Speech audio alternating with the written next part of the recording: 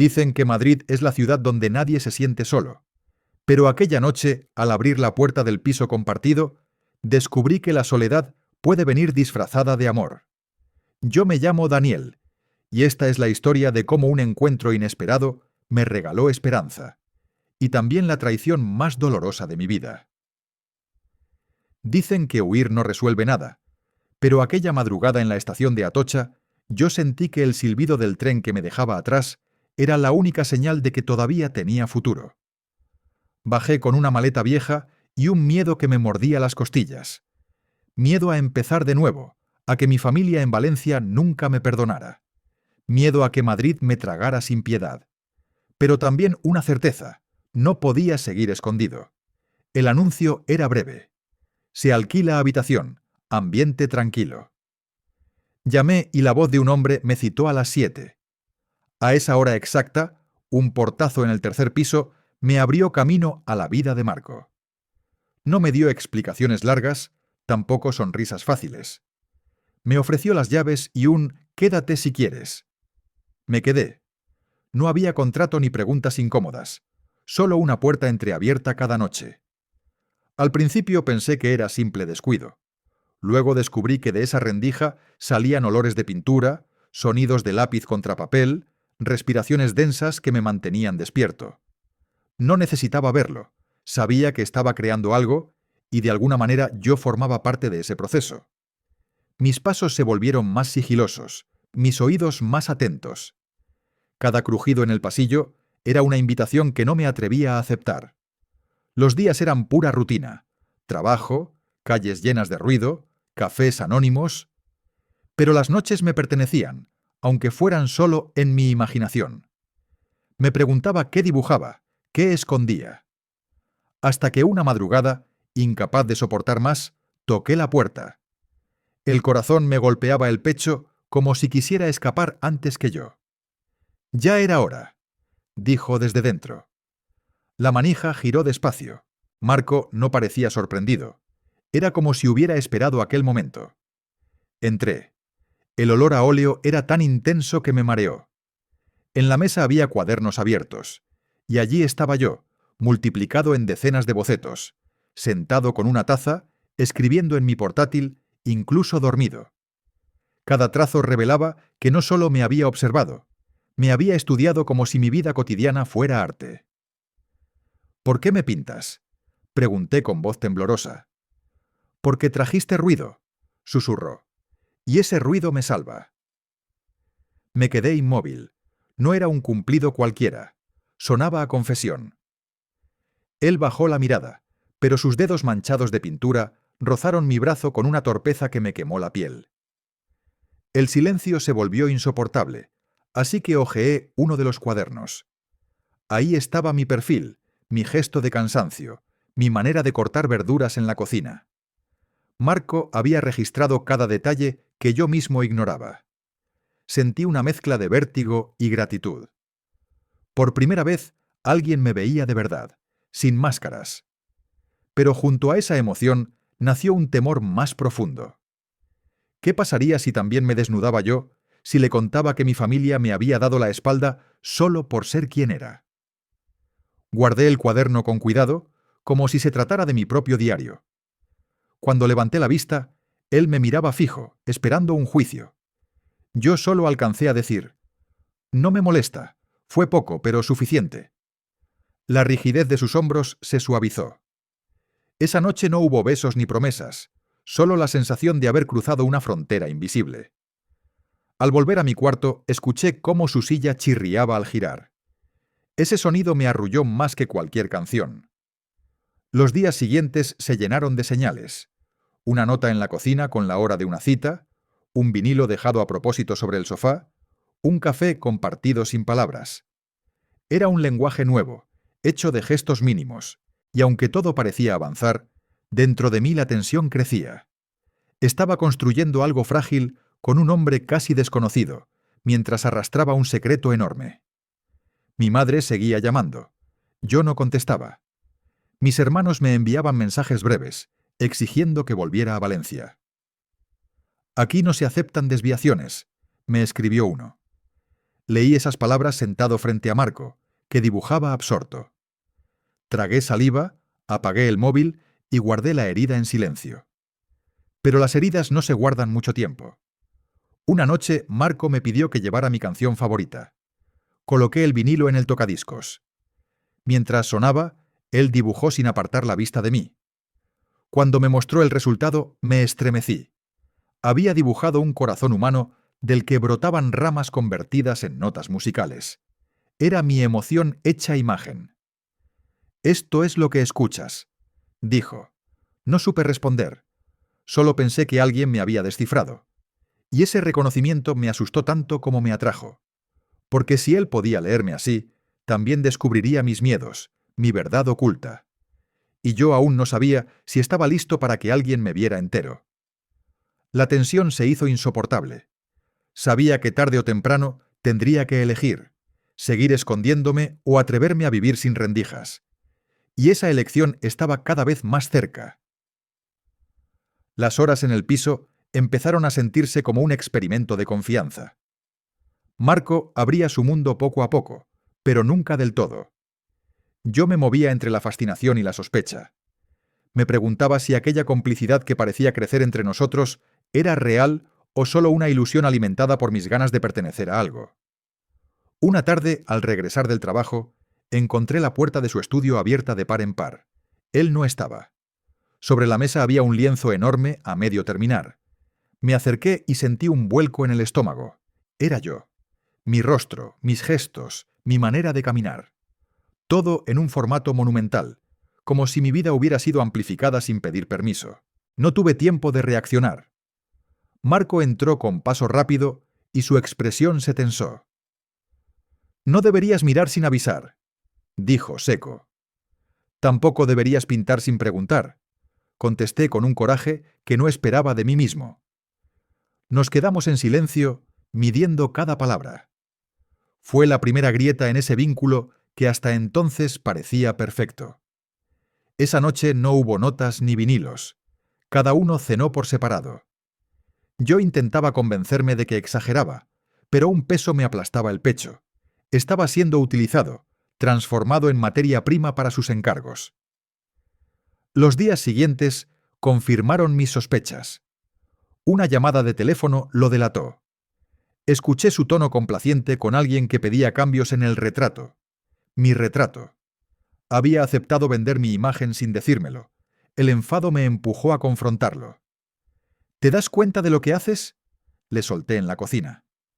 «Es arte, Daniel. No es personal». «No es personal. ¿Y qué soy entonces? ¿Un modelo gratis? ¿Un experimento?». Su silencio fue la peor respuesta. Ahí entendí que lo nuestro no tenía el mismo valor para él. Yo estaba construyendo confianza, y él un proyecto. La tensión coincidió con otro golpe. Mi madre, incapaz de aceptar mi silencio, apareció en Madrid sin aviso. Me llamó desde la calle, exigiendo que bajara. Sus primeras palabras fueron una sentencia. «No puedes seguir manchando el apellido».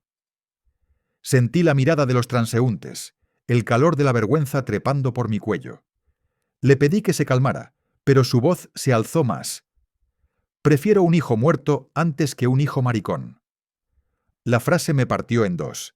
Me quedé helado, sin fuerzas para responder. Ella se dio media vuelta y se marchó. Yo subí las escaleras con las piernas temblando. Marco estaba en el pasillo. Me había escuchado todo. Pensé que se acercaría, que me abrazaría, que diría algo para detener el derrumbe. Pero no lo hizo. Solo murmuró: «Lo siento». Ese «lo siento» sonó vacío. No era apoyo, era distancia. Me encerré en mi cuarto y lloré hasta quedarme sin voz. No por las palabras de mi madre, que ya intuía, sino por la indiferencia de Marco. Al día siguiente intenté hablar con él. «Necesito saber si significo algo más que un dibujo». «No es buen momento», respondió mientras preparaba una carpeta. La cerró y salió sin mirarme.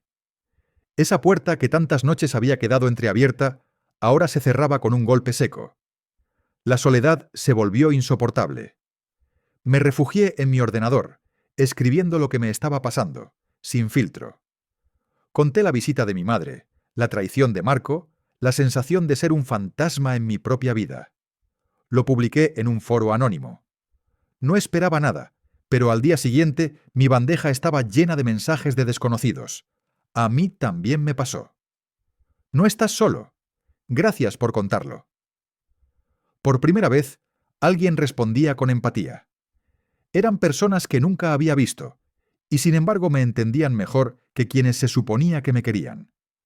Esa chispa me sostuvo en pie. Marco volvió de madrugada. Yo fingí dormir, pero escuché cómo encendía una lámpara y cómo el carbón raspaba el papel. No era ya un sonido mágico, sino un recordatorio de la mentira. Y aunque parte de mí aún lo deseaba, otra parte entendía que había llegado al límite. La rendija que un día me atrajo ahora me parecía un cuchillo. Si quería sobrevivir en Madrid, tendría que aprender a abrir mis propias puertas sin esperar a que otros me dejaran entrar. Los días posteriores fueron una batalla silenciosa. Marco apenas me dirigía la palabra y yo aprendí a moverme por el piso como un intruso. Cada vez que escuchaba el roce de su lápiz al otro lado de la pared, me hervía la sangre. No era música, era traición. Un viernes recibí un correo inesperado. Una galería en el centro anunciaba la exposición de un joven pintor llamado Marco Álvarez. El título me atravesó como un cuchillo. Rostros en tránsito. Sentí un escalofrío. No podía ser. Abrí el enlace y la primera imagen me confirmó el peor miedo. Allí estaba yo, proyectado en un cartel digital, con mi gesto melancólico convertido en reclamo público. La rabia me empujó a enfrentarlo de inmediato. Esperé a que regresara y lo acorralé en la cocina. ¿Vas a explicarme qué significa esto? Él dejó las llaves sobre la mesa y me miró con un cansancio frío. Es mi trabajo, no voy a disculparme por exponerlo. Usaste mi cara, mi vida, sin pedirme permiso. Lo transformé en arte. Ya no eres tú, es una obra. Sus palabras me golpearon más que la traición. Había borrado mi humanidad para justificar su ambición. Pues que quede claro, dije con voz quebrada. No quiero volver a ver un trazo mío en tus cuadros. Marco no respondió. Cogió su carpeta y salió dando un portazo. La semana transcurrió con una tensión insoportable. Yo apenas comía, solo escribía. Cada noche volcaba en un blog anónimo mis heridas, mis recuerdos, mis dudas. Los textos se multiplicaban, y para mi sorpresa, también los lectores. Personas desconocidas me escribían: «Tu historia me da valor». Yo también fui rechazado por mi familia. Sigue compartiendo. Ese apoyo virtual se convirtió en la cuerda que me mantenía en pie. Empecé a creer que mi voz podía servir para algo más que gritar en silencio. Llegó la inauguración de la exposición. No quería ir, pero necesitaba verlo con mis propios ojos. Entré en la sala abarrotada de gente y allí estaban. Lienzos enormes con mi silueta, mis gestos, mis momentos cotidianos, colgados en paredes blancas, mientras desconocidos opinaban como si analizaran un objeto. Me acerqué a uno. Era yo cortando verduras en la cocina, convertido en metáfora de la rutina urbana, según el folleto. Otro mostraba mi perfil mientras dormía. Una pareja murmuraba que transmitía vulnerabilidad. Vulnerabilidad era exactamente lo que sentía. Me habían desnudado sin permiso. De pronto escuché mi nombre. Marco me había visto. Se acercó con una copa en la mano, seguro de sí mismo. ¿Ves? La gente lo aprecia. Este es el reconocimiento que siempre soñé. ¿Reconocimiento a costa de qué? Le escupí. De nada importante, solo de un rostro más. No aguanté más, lo empujé con la mirada fija y dije en voz lo bastante alta para que nos oyeran. Ese rostro más tiene nombre. Tiene familia que lo rechazó. Tiene cicatrices que no son tuyas para vender. Un murmullo recorrió la sala. Marco intentó calmarme, pero ya era tarde. Mi cuerpo temblaba, la garganta me ardía. Sentí la necesidad de salir corriendo antes de desmoronarme allí mismo. En la calle respiré hondo. La noche madrileña me golpeó con su aire húmedo. Quise desaparecer, pero el móvil vibró. Decenas de mensajes en mi blog. Alguien había compartido mis textos en redes y ahora se multiplicaban las visitas. Personas de distintas ciudades contaban sus historias, agradecían que hablara en voz alta lo que ellos callaban. Ese contraste me sacudió. Mientras un hombre me robaba la identidad en un lienzo, cientos me la devolvían con palabras de apoyo. Y comprendí que allí estaba mi verdadera fuerza, en mi voz escrita, no en el pincel de alguien que solo me veía como materia. Esa noche decidí que no volvería a permitir que nadie hablara por mí. Si tenía que reconstruirme, lo haría con mis propias palabras, aunque me quedara solo. Pero no estaba solo, y lo descubriría muy pronto. El eco de aquella noche en la galería no se apagó. Mientras Marco celebraba con copas y elogios, yo volví a casa con la convicción de que tenía que cambiar el rumbo de mi vida. El blog se había convertido en un refugio inesperado. Cada entrada recibía decenas de comentarios, luego cientos. Personas que jamás había visto me abrían sus propias heridas. Rechazos familiares, amistades rotas, trabajos perdidos por ser quienes eran. Leía cada mensaje con una mezcla de dolor y esperanza. No era el único. No estaba loco por sentir que vivir en silencio era una condena. Y aunque mi familia se negara a pronunciar mi nombre, había otros dispuestos a escucharlo. Con esa energía decidí dar un paso más. Una noche publiqué un texto titulado «No soy un retrato, soy una vida». Allí conté sin adornos lo que había pasado, cómo alguien a quien confié mi cercanía me había reducido a un objeto de exhibición. No mencioné nombres, pero la historia se entendía. El impacto fue inmediato. Algunos medios digitales lo compartieron, y de pronto mi correo se llenó de invitaciones a entrevistas. Al principio dudé. Me aterraba exponerme aún más. Pero entonces recordé las palabras de mi madre en la calle y entendí que, si me quedaba callado, esas frases seguirían persiguiéndome siempre. Acepté. Mi primera aparición fue en un podcast de jóvenes periodistas. Hablé con voz entrecortada, pero honesta. Conté lo que significa crecer en una familia que te niega, lo que significa confiar en alguien y descubrir que solo eras materia prima para su éxito. No hablé de odio, hablé de dignidad. Al terminar, recibí un aplauso que no esperaba, y después de eso, un aluvión de mensajes de oyentes que agradecían mi valentía. Poco a poco, mi historia dejó de ser solo mía. Colectivos LGTB me contactaron para colaborar en talleres. Me invitaron a institutos a leer mis textos. Descubrí que mis palabras, las mismas que había escrito llorando a escondidas, ahora servían para abrir conversaciones. Eso me dio una fuerza nueva. Mientras tanto, Marco empezó a caer. La galería recibió quejas de personas que reconocieron mi rostro en sus obras. Algunos medios señalaron la falta de consentimiento. Lo que al principio fue su gloria se convirtió en una sombra. No me alegraba su caída, pero sí sentí un alivio justo. Las decisiones tienen consecuencias. Una tarde recibí un mensaje inesperado de mi hermano menor. Leí tu blog. No sabía todo lo que pasaste. Perdón por no haberte defendido. Tardé horas en responder, temblando sobre el teclado. Al final escribí: gracias por leerme. Hablaré contigo cuando esté listo. No era reconciliación plena, pero sí la primera grieta en ese muro que creía eterno. Cada día me sentía menos víctima y más autor de mi camino. Dejé de mirar la puerta de Marco esperando gestos. Ya no lo necesitaba. Había descubierto un espacio propio, construido con palabras y solidaridad. Una noche, al terminar un taller, una mujer se me acercó. Me dijo que su hijo adolescente había intentado quitarse la vida tras recibir insultos en el colegio, pero que leer mis textos le había dado fuerzas para seguir. Me abrazó con lágrimas en los ojos. En ese instante entendí que lo que había empezado como un desahogo era ahora un puente. Regresé a casa con un nudo en la garganta, pero por primera vez no era de miedo ni de vergüenza, sino de responsabilidad. Si mi voz podía salvar aunque fuera a una persona, valía la pena seguir. El blog se transformó en un proyecto más grande. Le puse nombre: Ruido con Nombre. Empecé a invitar a otros a contar sus experiencias. Se volvió un espacio coral, lleno de relatos distintos unidos por una misma búsqueda: el derecho a existir sin máscaras. Marco, mientras tanto, evitaba cruzarse conmigo. Sus cuadros desaparecieron de las paredes del piso. Un día se marchó sin despedirse, dejando apenas una nota breve. Lo intenté a mi manera. Perdón. No sentí rabia, solo una extraña compasión. Él eligió esconderse detrás de su arte. Yo había elegido mostrarme con mis palabras.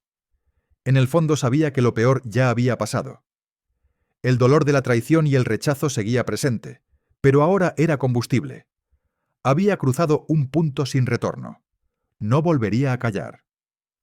El invierno llegó con un frío que calaba hasta los huesos, pero yo ya no era el mismo que había llegado a Madrid con una maleta y miedo. El blog Ruido con Nombre crecía cada día y se convirtió en una plataforma con miles de lectores. No era fama, era comunidad. Personas de diferentes rincones escribían para compartir su voz. Yo solo abría la puerta y dejaba que entraran. La repercusión alcanzó más de lo que imaginaba. Un medio nacional me contactó para escribir una columna semanal sobre diversidad y derechos humanos. Dudé pensando en la reacción de mi familia, pero acepté. El primer artículo se tituló «No se puede callar lo que duele». Lo publiqué con nombre y apellido. Era un acto de ruptura total con el silencio. La reacción fue inmediata. Algunos me aplaudieron, otros me insultaron. En foros anónimos aparecieron burlas, pero también mensajes de apoyo masivo. Esa mezcla era la prueba de que lo que hacía importaba. Si nadie se enfadara, significaría que seguíamos invisibles. Un día, al terminar una charla en una universidad, me esperaban dos periodistas. Uno me preguntó por Marco, por la exposición, por si pensaba denunciarlo. Yo respiré hondo y respondí: «No. Lo que él hizo fue traición, pero yo elegí convertirlo en impulso. Mi camino no está en destruir el suyo, sino en construir el mío». Esa frase apareció al día siguiente en titulares. Recibí críticas de quienes querían un castigo ejemplar, pero también reconocimiento por no dejarme consumir por la venganza. Para mí fue suficiente. Mientras tanto, Marco desapareció del circuito. La galería canceló su contrato y ninguna otra quiso arriesgarse tras el escándalo. Lo último que supe fue que se marchó de la ciudad. A veces me preguntaban si lo extrañaba. La verdad es que no. Lo que extrañaba era la ilusión de ser visto. Pero ahora ya no necesitaba que nadie me pintara para existir. La sorpresa más grande llegó por parte de mi hermano menor. Viajó a Madrid y me buscó. Nos sentamos en una cafetería. Con voz nerviosa me dijo que había decidido dejar la casa de mis padres porque no soportaba la violencia verbal contra mí. Si no me fui antes, confesó, fue por miedo. Pero tus textos me hicieron entender que seguir callado era ser cómplice. Lo abracé con fuerza. No borraba los años de silencio, pero sí abría una nueva posibilidad. Por primera vez en mucho tiempo, la palabra familia dejó de dolerme. Los meses siguientes fueron intensos. Mis escritos se transformaron en un libro colectivo con testimonios de decenas de personas. En la presentación, la sala estaba llena. Vi a chicos jóvenes tomados de la mano, a madres con lágrimas en los ojos, a adultos que por fin se atrevían a nombrarse. En ese momento entendí que mi dolor inicial había florecido en algo mucho más grande que yo. Al terminar el acto, una profesora se acercó y me dijo: «Tu historia va a salvar más vidas de las que imaginas». Salí a la calle con esa frase en el pecho. La noche madrileña estaba iluminada por farolas temblorosas y gente apresurada. Yo caminaba despacio, con la calma de quien ya no huye.